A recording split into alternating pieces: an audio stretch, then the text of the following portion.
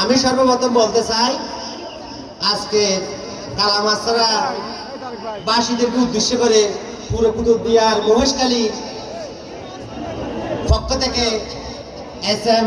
হামিদ ভাইয়ের পথসভায় সবাইকে আমি আবার আসসালামু আলাইকুম ও আমার নমস্কার। আমি সর্বপ্রথম বলতে চাই হামিদ ভাই বিগত 5 বছর এমপি ছিলেন। উনি কি রকম মানুষ ছিলেন আপনারা সকলে জানেন। উনি দুর্নীতি, চাঁদাবাজি, ঘুষ এবং দর্শন এইরকম কাজ ওনার কোনো কাজ নাই। ওনার একজন কর্মীও ওই রকম কাজকে পছন্দ করে না। আর উনি একমাত্র এই যে আমাদের মহেশখালীবাসী একমাত্র হচ্ছেন উনি একজন সৎ ব্যক্তি, সৎ মানুষ।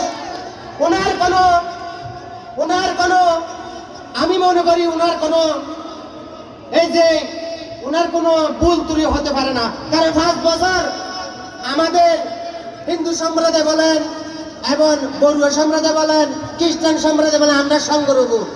উনি কি আমাদের যে রামুর কাটানো হয়েছিল সেই রামুর মধ্যে মন্দির করেছিল সারা বাংলাদেশে। আমাদের উত্তর নরবিলা সে 3টি বৌদ্ধ বিহার উনি পাহারা দিয়েছিল এবং পুরো মহেশখালী তিনি 5 বছর পর্যন্ত সনাতন ধর্মাবলম্বী মন্দির পাহারা দিয়েছিল। তেমন ব্যক্তিকে আমরা বলতে চাই সর্বপ্রথম ওনাকে জয়যুক্ত করবো আমরা ভোট দিয়ে। এখানে বলা হয় আমরা নাকি নৌকর খান্ডারি, আমি বলি আমরা এখন পাল্লার খান্ডারি। আমরা পাল্লাকেই ভোট দেবো। আমাদেরকে সবসময় যে হামিদ ভাই আমাদেরকে সবসময় শুনতে দুঃখে যিনি পাশে থাকে আমাদের সবসময়। উনি অনেক মানুষে বলে উনি নাকি কুতুবদিয়ার মানুষ। আমি বলি উনি কালামাছড়া ইউনিয়নের সন্তান। উনি উত্তর নরবিয়াতে উনি বাড়ি করেছেন। আপনারা সবসময় ওনাকে পাশে রাখবেন।